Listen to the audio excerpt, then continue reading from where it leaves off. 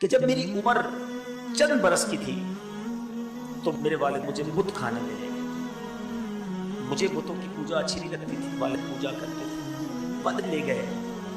تو جب والد نے کہا کہ ان بتوں کی پوجا کرو, انہیں سجدہ کرو, تو میں نے اپنے والد کے سامنے ان بتوں سے کہا کہ میں بھوکا ہوں, مجھے کھانا کھلاؤ, میں بے لباس ہوں, مجھے لباس دو, اگر تم خدا ہو تو میں پتھر اٹھا کے مارتا ہوں, اپنے آپ کو بچا لو.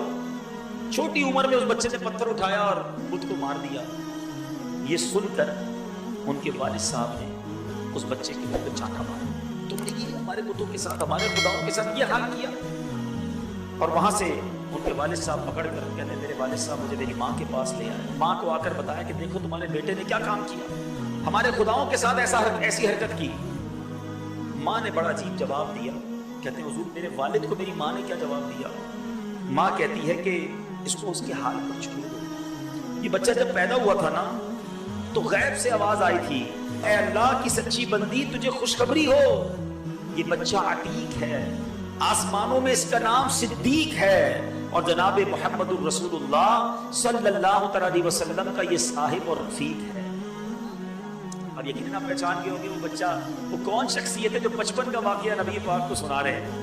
وہ کوئی اور نہیں, خلیفۃ المسلمین, امیر المومنین, افضل البشر بعد الانبیاء بالتحقیق, سیدنا ابو بکر صدیق رضی اللہ تعالیٰ عنہ نبی پاک کو اپنے بچپن کا واقعہ سنا رہے تھے.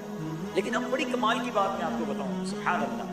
مثال کے طور پہ کوئی صاحب ہمارے ساتھ ہوں اور ہمیں بچپن کی باتیں سنائیں تو ہم کہتے ہیں ٹھیک ہے سنا تو رہے لیکن کوئی گواہ تو نہیں ہے. اسی طرح ہماری بچپن کی باتیں ہمیں کوئی سنا رہے ہوتے ہیں. بعض اوقات بزرگ مل جائیں کسی پروگرام میں, کسی محفل میں, کہتے تم چھوٹے تھے تو یہ کرتے تھے. بعض اوقات شرم بھی آ رہی ہوتی ہے کہ ہماری شرارتیں بتا رہے ہوتے ہیں, لیکن ہمیں یاد نہیں ہوتا کہ ہم نے ایسا کیا ہے کہ نہیں. And there is know evidence, کوئی گواہ بھی نہیں ہوتا ہمارے پاس.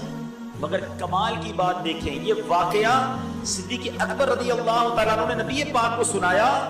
اب جب نبی پاک کو سنایا تو جبریل امین حاضر ہوتے ہیں اور آ کر عرض کرتے ہیں صدق ابو بکر وہو صدیق, حضور ابو بکر نے سچ کہا ہے, وہ صدیق ہے. بچپن میں ایسا ہی ہوا تھا. اللہ اکبر. یہ مرتبہ حضرت صدیق اکبر رضی اللہ تعالیٰ عنہ کا ہے کہ آپ کے واقعات کی گواہی کے لیے جبریل امین حاضر ہوا کرتے, جبریل امین گواہی دیا کرتے. سبحان اللہ. صدیق اکبر رضی اللہ عنہ کا نام کیا ہے؟ آپ کا نام عبداللہ, آپ کی کنیت ابو بکر, اور صدیق و عتیق کی آپ کے القابات. صدیق کہتے ہیں بہت زیادہ سچ بولنے والے, اور عتیق کہتے ہیں آزاد. نبی پاک علیہ السلام نے آپ کو بشارت دی تھی انت عتیق من النار, اے صدیق تم جہنم سے آزاد ہو. میں اور آپ تو آزادی مانگتے ہیں نا, اللہ کے حبیب نے آپ کو یہ خوشخبری دنیا میں عطا فرما دی تھی, اس لیے آپ کا یہ لقب عتیق بھی تھا. آپ مردوں میں سب سے پہلے ایمان. اچھا, نبی پاک علیہ السلام سے بڑی پرانی دوستی تھی, بڑا پرانا ساتھ. نبی پاک عام الفیل, یہ کہلاتا ہے ہاتھیوں والا جو واقعہ ہوا تھا, اصحاب فیل والا واقعہ, اس واقعے کے 55 دن بعد نبی پاک دنیا میں تشریف لائے. صدیق اکبر رضی اللہ تعالیٰ عنہ 2.5 سال بعد تشریف لائے. آلموسٹ 2-2.5 سال کا فرق تھا, عمر میں بھی اتنا فرق نہیں تھا. نبی پاک علیہ السلام کی عمر مبارک تقریباً جب 20 سال کی تھی تو یہ اس زمانے کی دوستی ہے, اس زمانے کا ساتھ ہے. اور جیسے ہی نبی پاک نے اعلان نبوت کیا, جہاں بدبختوں نے بڑا ستایا, مذاق اڑایا, صدیق اکبر نے فوراً کلمہ پڑھ کر دامن مصطفیٰ سے وابستہ ہو گئے. اور پھر اس کے بعد ہر سفر حضر, ہر طرح کے فیصلوں میں, جنگوں میں, غزوات میں پیارے آقا کے وزیر و مشیر بن کر رہے. نبی پاک کے ایسے ساتھی بنے, کیسے ساتھی بنے کہ یار غار بھی بنے اور آج یار مزار بھی ہیں. نبی پاک کے ساتھ آج بھی روضہ انور میں موجود ہیں. یہاں میں ایک عقیدہ بیان کرنا چاہتا ہوں, بچے بھی ہیں, ینگسٹرز بھی ہیں, اس بات کو بالکل ہم سب کے ذہنوں میں کلیئر ہونا چاہیے کہ تمام عالم میں, ساری دنیا میں اہل سنت کا اس بات پر اجماع ہے, فائنل ڈیسیشن ہے کہ انبیاء کے بعد تمام عالم سے افضل سیدنا صدیق اکبر رضی اللہ تعالیٰ عنہ, اس کے بعد حضرت عمر رضی اللہ تعالیٰ عنہ, پھر عثمان غنی رضی اللہ تعالیٰ عنہ, پھر مولا علی کرم اللہ تعالیٰ وجہ الکریم, اس کے بعد بقیہ تمام عشرہ مبشرہ, اس کے بعد باقی اہل بدر, اس کے بعد باقی اہل احد, پھر اس کے بعد جو ہے دیگر صحابہ کرام کی بیعت رضوان والے, پھر دیگر صحابہ کرام علیہ رضوان. تو یہ ترتیب یاد رکھنی ہے کہ خلفائے راشدین کس طرح افضل, ان کی ترتیب کیا ہے. پھر عشرہ مبشرہ، پھر باقی اہل بدر.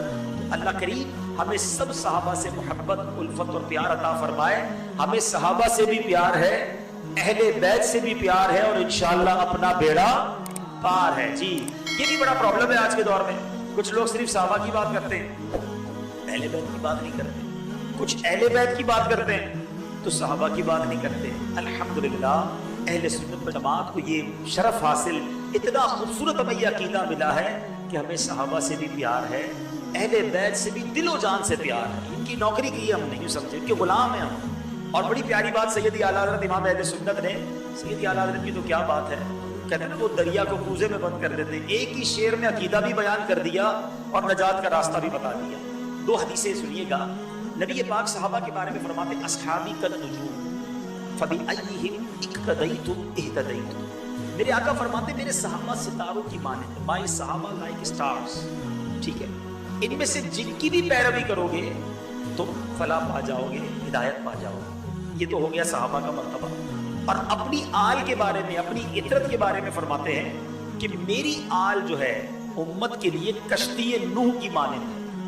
جو اس کشتی میں سوار ہو گیا وہ اس کا بیڑا پار ہو جائے گا. سبحان اللہ. سیدی اعلیٰ حضرت نے کمال کی بات کی. سمندر پار کرنے کے لیے، راستہ پار کرنے کے لیے پہلے زمانے میں، اب تو کمپاس وغیرہ آ گئے ہیں، پہلے 2 چیزوں کی بڑی ضرورت تھی. کشتی اچھی ہو، ٹوٹی پھوٹی کشتی ہوگی تو ڈوب جائیں گے. کشتی مضبوط ہو اور ستارے ہو. ستاروں سے راستہ تلاش کرو، کشتی اچھی ہو تو بیڑا پار ہو جائے گا.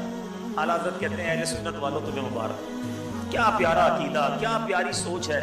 سیدی اعلیٰ حضرت لکھتے ہیں اہل سنت کا ہے بیڑا پار، اصحاب حضور نجم ہے اور ناؤ ہے عطرت رسول اللہ. اہل سنت کے ستارے کون ہیں؟ صحابہ ہیں، اور کشتی نبی پاک کی آل ہے. جب دونوں سے محبت ہے تو انشاءاللہ بیڑا پار ہو جانا ہے.